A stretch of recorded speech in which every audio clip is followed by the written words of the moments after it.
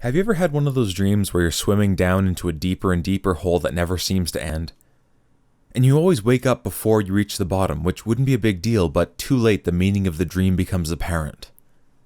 That life is an ocean, and the further you stray from your dreams, the farther you will have to go back when the time comes, or just sink into the abyss that is your menial existence until the sunlight is no longer visible and neither are your dreams.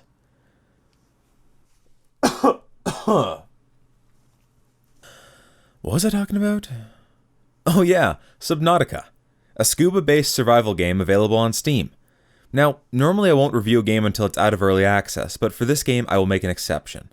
After all, it plays with little to no bugs and has plenty of features to keep most people entertained for hours. Well, I say little to no bugs, I mean no fatal gameplay bugs. The graphics are definitely unfinished, but even still the game shows great promise.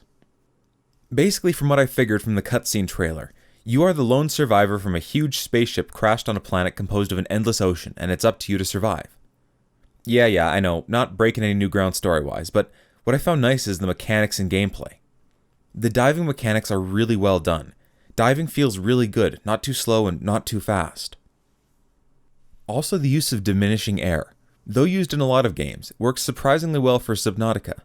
You need to dive deeper to find better resources, so the need for a better storage tank is justified. Also, the peripherals like fins, rebreather helmets, and dive assists drive the collection and crafting forward. Another thing I absolutely love is the base and power mechanics. Eventually, your little escape pod won't be enough, so you'll have to do what any sensible person would. Make a giant underground structure with your little hand replicator thing. The menu and building mechanics are easy to use and offer a wide variety of options to create your perfect underwater structure. Though I do find it interesting that an entire corridor requires the same amount of resources to build as a rebreather helmet, but I guess it's best just not to question it.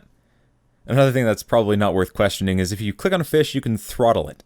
Like, in hard mode you need to eat and drink to keep alive, but why did they make the grab animation so fucking funny?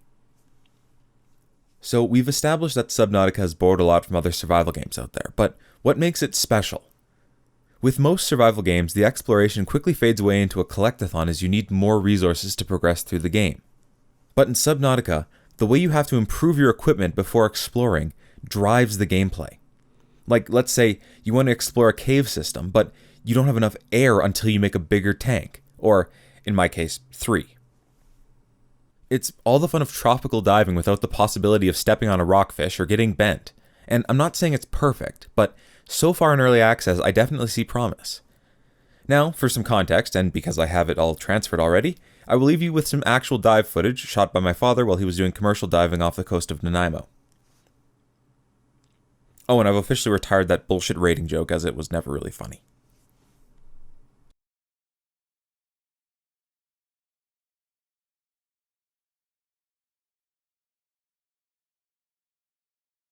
Thank you for watching my video. I've just got a few channel updates to let you guys know. These last 2 weeks have been absolute murder on my psyche and processor because a big project I've been working on, I just had the deadline moved up 6 months on me. So now I have till early September to edit 90 hours of training video. Here's a clip. It comes out of C3.5, C3, C4, and C5. Given the posterior deltoid, it's nerve supply. Oh god, kill me. I really hope to maintain regular content, but I wouldn't hold my breath. The only reason I had time to make this review is the higher-ups are butting heads on what color the DVD menu should be. Thank God, incompetence. But everything should work out fine.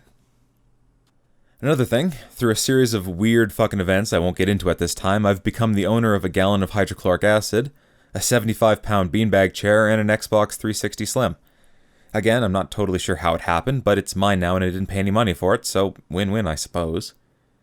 So, now that I have it, if you want me to review any games that are exclusive to it, I most likely can. Never said I'd be any good at them, though. But yeah, that pretty much covers everything. Back whenever I get some time. Thanks again.